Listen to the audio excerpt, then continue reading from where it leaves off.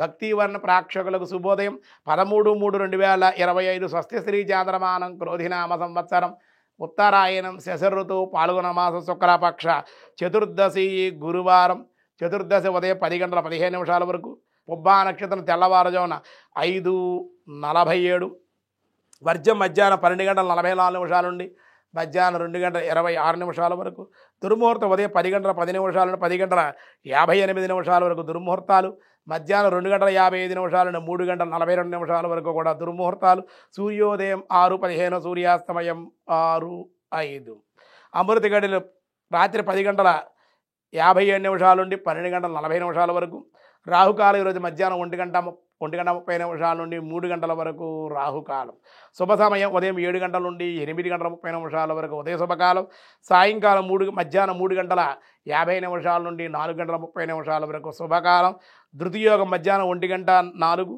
వని ఉదయం 10:15 విష్టి రాత్రి 10:50 ఈరోజు దినారంభ చక్రంలో ముందుగా మేషరాశి ఆర్థికంగా ఆరోగ్యపరంగా కూడా ఈరోజు బాగుంటుంది. మేషరాశి వారికి కొంచెం కోపం ఉండే అవకాశాలు దానివల్ల కొన్ని ఇబ్బందులు ఉంటాయి. అక్కడ కోపాన్ని తగ్గించుకోవడం ఎంతైనా మంచిది.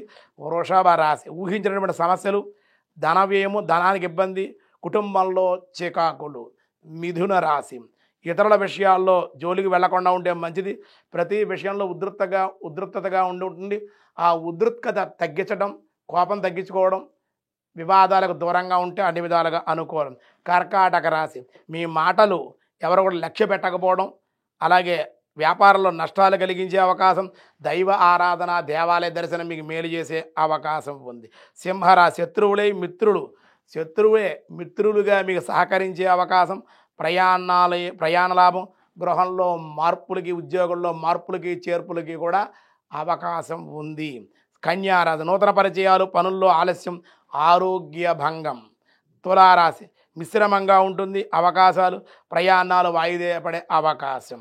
వృశ్చిక రాశి విశేషమైనటువంటి యోగవంతమైన కాలంగా ఉండి వివాహ యోగం అనుకూలంగా కొత్త అవకాశాలన్నీ అనుకూలించే అవకాశం. అలాగే ధనుస్సు రాశి స్త్రీ మూలంగా ఇబ్బందులు స్వల్పంగా విరోధాలు దైవ సంబంధిత కార్యాల్లో పాల్గొనే అవకాశం.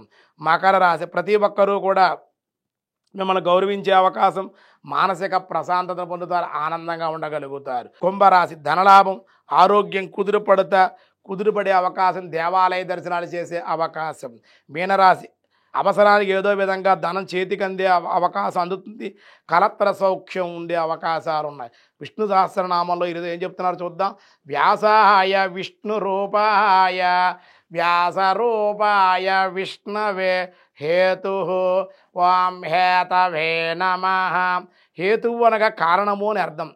ఏదైనా ఒక వస్తువు యొక్క నిర్మాణానికి ఇది కారణము చేయువాడగుట వలన చేయుట చేట ముడి పదార్థము అని అనవచ్చు. దాన్ని ఉదాహరణగా కుండలు చేయుటానికి కొమ్మరి ఉండవలను దాని నిమిత్తమే కారణము అందరు.